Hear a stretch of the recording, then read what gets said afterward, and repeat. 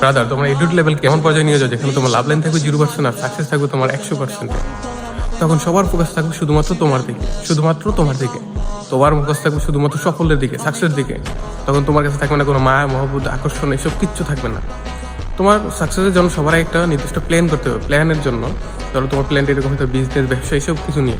তো সবার আগে তুমি প্ল্যান করবা। প্ল্যান করার পরে ধরো এই নিয়ে কাজ করতেছো, হয়তো বা অনেকবার তোমার হারতে পারো, তুমি ঠকে যেতে পারো বা লস হতে পারে। তখন তোমার কি করতে হবে, যে হইতেছে হোক, আবার চেষ্টা করো, বারবার চেষ্টা করো। বারবার চেষ্টা করতে করতে তুমি এক পর্যায়ে চলে যাবে যেখানে তোমার আর কোনো হারাইতে পারবে না কেউ। তখন তুমি যা করো তাই তুমি সাকসেস হইবা। তো ইনশাল্লাহ সবার জন্য তো রইল, চেষ্টা করো। আগে আল্লাহ হাফেজ।